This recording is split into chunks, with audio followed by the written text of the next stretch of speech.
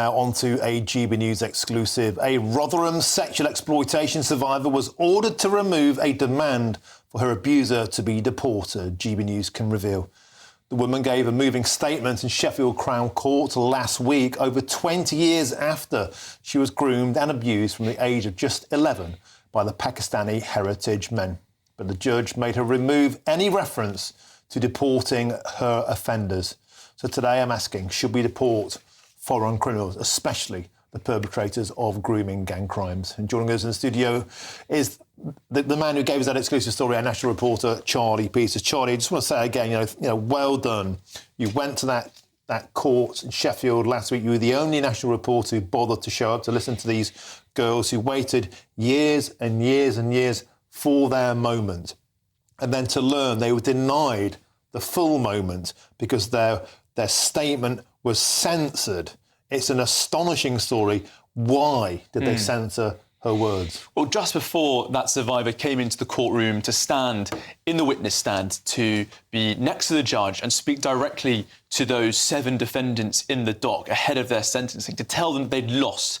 They'd taken her childhood, they'd taken her innocence, but she said, I'm a survivor, I'm a fighter, I am your karma, I'm now taking your freedom.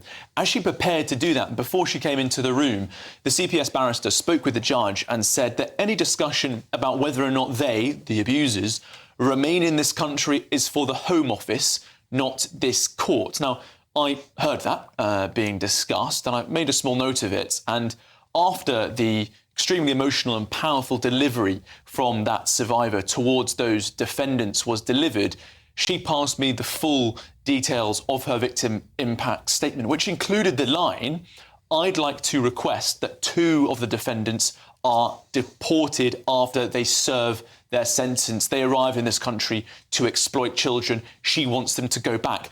She was not permitted to say that. Her closing in the courtroom was extremely powerful, as I said, very emotional, very well delivered. The defendants looked anywhere but towards her. At one point, I had a short moment of eye contact with one of the defendants as he looked anywhere but towards the witness box. But the real conclusion she wanted to deliver was to demand that 2 of those men, who she says are Pakistani-born, they're still Pakistani nationals, should be deported. That demand comes as many other grooming gang abusers have not been deported by the Home Office. In another notorious case in Rochdale, a man who was described as a ringleader of an appalling abuse gang there, called Kari Ralph, a decade after his sentencing, has still not been deported. He's still living in the community, and hundreds of thousands of pounds of legal aid has been spent on him fighting his deportation case. But in this case, in Sheffield Crown Court last week, the sentencing was handed down. Some of the most severe sentences I've seen in my records for grooming gang abusers. One of 24 years, another of 25 years. They were described as cunning and evil sexual predators. But the opportunity for the survivor to say, get them out of Britain, was not permitted. Charlie Peters, stick with us. We'll come back to you in a moment. But I'm now joined by the Reform UK MP for Great Yarmouth, Rupert Lowe, who joins me. Rupert, welcome to the show. This is an astonishing story. Charlie Peters also told me in the last hour that with his investigation, not a single grooming gang, foreign-born national, has been deported from the United Kingdom throughout all of the years of these terrible, terrible cases coming to light. There's been a huge political outpouring in reaction to what we've discovered here at GB News. Rupert Lowe, I know you were very passionate earlier. You feel that the system, it sticks up for the perpetrators and not the survivors. How can this be right? Well, it does always seem that way, Martin. Thank you for having me on your show. It's nice to see a fellow West Midlands Brexit Party MEP.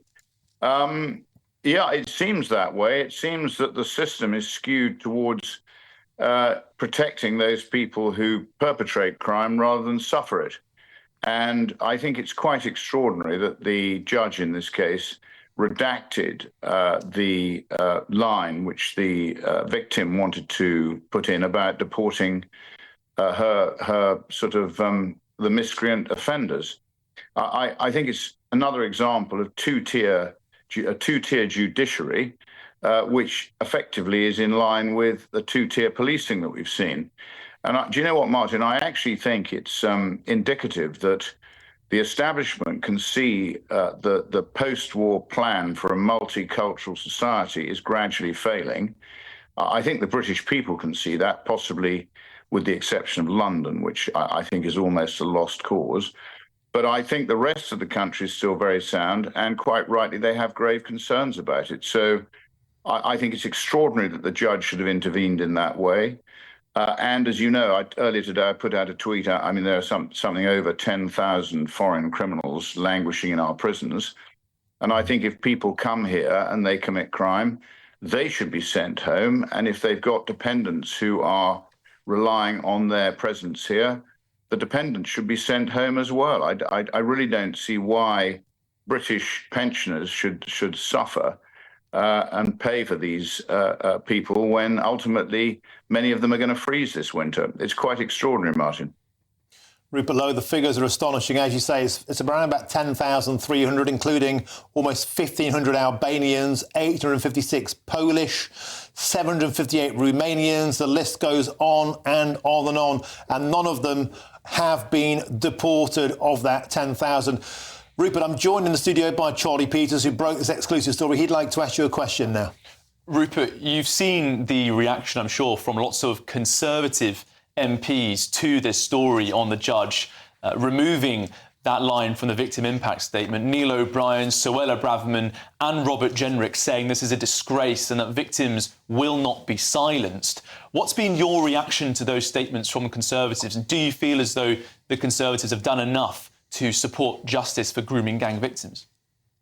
Well, of course not. No, I mean, the Conservatives had an 80-seat majority and they squandered it. So I think it's pretty dangerous for them to start throwing stones. They say people in glass houses shouldn't throw stones. Well, they've had a chance to put this right and they've failed. I don't necessarily blame Suella Braverman or Robert Jenrick as such, but I think they shouldn't necessarily be saying or criticizing when they had an opportunity to correct this. I think they failed to do that, and therefore they're highlighting that failure by commenting on this situation. Reform, we would be very strong on this. We're quite clear that it's the victims who should be protected. It's the people who suffer from crime, who are honest, decent members of society. The law should be there to protect them, not the miscreant. And Rupert, we've had a reaction from the Home Office last night. A spokesperson very briefly told me that it wouldn't comment on individual cases. But I've not heard at all from any Labour MPs. Why do you think there's been such a mood of silence from them and indeed the rest of the broadcast media on this issue today?